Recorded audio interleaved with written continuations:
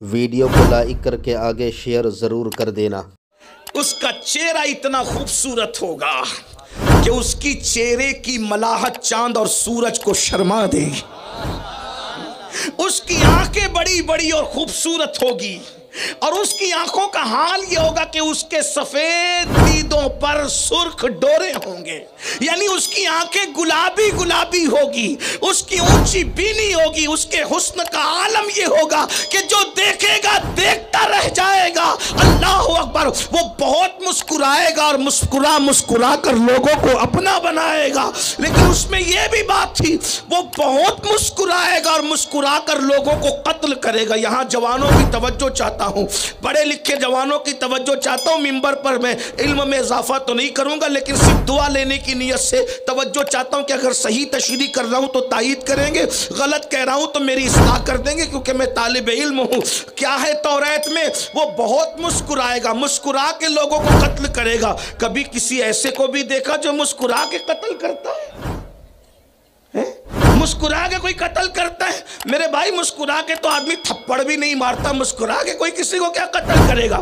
لیکن توریت تو اللہ کی نازل کردہ کتاب ہے نا، تو کیا کہا جا رہا ہے؟ وہ قتل کرے گا بہت مسکرا کے۔ تو یہاں قتل سے مراد کیا ہے؟ گردنیں نہیں اڑائے گا، بلکہ مسکرا کر کے دلوں کو قتل کر کے اپنا بنائے گا۔ اور اس کی مسکراہٹوں کا عالم یہ ہوگا کہ مسکراہٹیں دیکھ کر قریب والا ابو بکر بھی شہید ہو جائے گا عشق میں، اور دور والا بلال بھی اس کا شہدا ہو جائے گا۔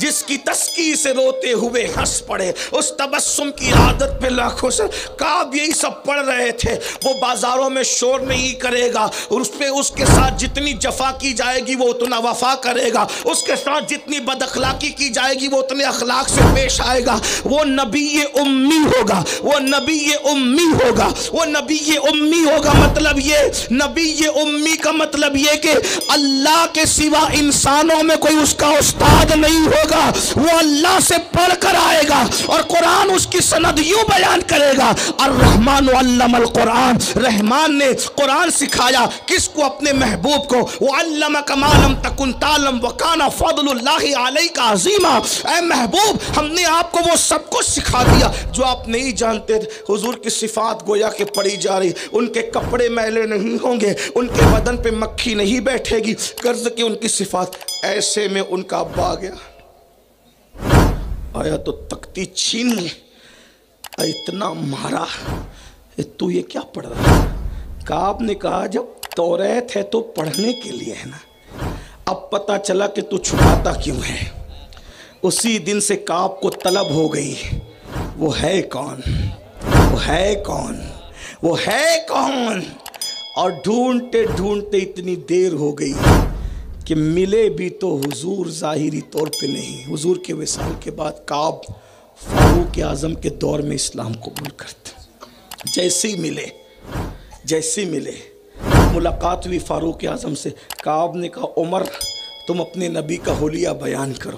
ادھر فاروق اعظم بیان کرتے تھے، ادھر کعب کی آنکھوں میں آنسو تھے۔ کہا کعب روتے کیوں ہو؟ کہا جو تو بولتا ہے وہی تو میری اس تختی میں لکھا ہوا ہے۔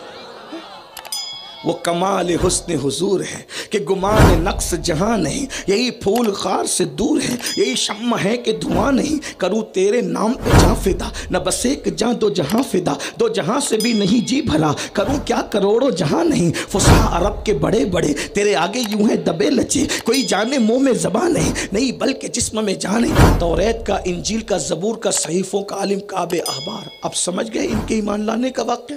اب آگے کی بات سنیں۔ اسی کعب احبار سے فاروق اعظم نے کہا او کعب، حضور سے میں نے میدان محشر تو سنا ہے، ذرا تو بھی سنا، وہ جو پچھلی کتابوں میں جو حالات ہیں وہ بھی سنا دے۔ اے کعب، ذرا ایسی بات مجھے سنا جس سے میرے دل میں اللہ کا ڈر اور اللہ کی خشیت زیادہ پیدا ہو، بہت اللہ کا خوف پیدا ہو۔ اب سنیے بات اینڈ کی طرف جاری، اختتام کی طرف۔ دل کے کان سے سننا، یہ کسی کے دل کی آواز، خطاب نہیں ہے، کوئی خطاب نہیں، صرف دل کی آواز۔ دور مجھے ایسا لگتا ہے کہ مائیں اور بہنوں تک بھی آواز جاری، ان کی بھی توجہ چاہتا ہوں۔ کعب احبار کہتے ہیں امیر المومنین، توجہ کریں، کعب اب بیان کر رہے ہیں وہ باتیں جس سے حضرت فاروق اعظم کے دل کا خوف خدا اور بڑھ جائے کہ آپ کہتے ہیں امیر المومنین قیامت کا دن ہوگا، قیامت کے دن اللہ جہنم کو لانے کا حکم دے گا، فرشتے کہے گا جاؤ جہنم کو لے کر آؤ۔ جب فرشتے جہنم کو لائیں گے تو 70,000 لگام جہنم کے منہ میں ڈال کر کے اس کو کھینچ کر کے لائیں۔ جہنم ابھی 100 سال دور ہوگی لوگوں سے، 100 سال دور، توجہ کرنا، 100 سال دور ہوگی جہنم لوگوں سے، اور جہنم ایک سانس لے گی تو اس کے شرارے بلند ہوں گے۔ جب اس کے شرارے بلند ہوں گے تو اس کے شراروں کو دیکھ کر، اس کے شراروں کو اور اس کی چنگاڑ کو سن کر اور دیکھ کر پوری مخلوق، سارے نبی، سارے ولی، سارے فرشتے، ملائکہ، اللہ کی جتنی مخلوق ہوگی سب اپنے اپنے گھٹنے زمین پہ رکھتے ہیں۔ ابھی یہاں نیک بد گنہگار متقی پر کسی کی کوئی تخصیص نہیں، صرف ایک ذات ہوگی محمد رسول اللہ، بس ان کے سوا سب نے گھٹنے زمین پہ رکھ دیے۔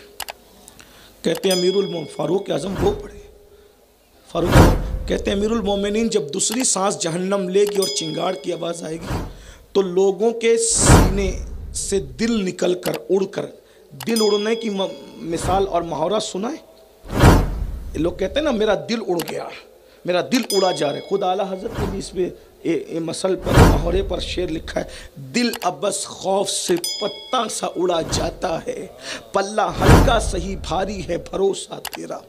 غور کیجئے، دل اڑنا کس کو کہتے ہیں اب تک سنا ہے، لیکن کعب کہتے ہیں قیامت میں لوگ دل اڑتا دیکھیں گے۔ جب دوسری مرتبہ جہنم سانس لے کر کے چنگھاڑے گا تو لوگوں کے سینے سے دل اڑ کر نکل کر ان کے حلق میں اٹک جائیں گے۔ یہ منزل آنے والی۔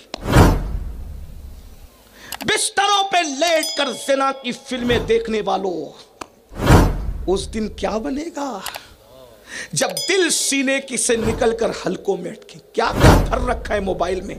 100 کارڈ متقی بنتے ہو، خود ساختہ متقی بنتے ہو، سفید کپڑے، کالے کپڑے، ہرے کپڑے، استری ٹائٹ کیے ہوئے کپڑے، خوشبو داڑیوں کی تراش خراش اور خوبصورت ٹوپیوں کا یہ تیور، دوسروں کو تو تم دھوکہ دے سکتے ہو، اللہ کو دھوکہ نہیں دے سکتے۔ اپنے جیسا انسان دیکھے گناہ نہیں کرتے، اللہ دیکھ رہا ہے۔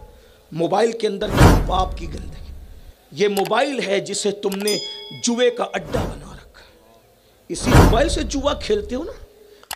ویڈیو اگر اچھی لگی ہو تو لائک کر کے آگے شیئر ضرور کر دینا۔ اللہ حافظ۔ السلام علیکم ورحمۃ اللہ تعالی وبرکاتہ۔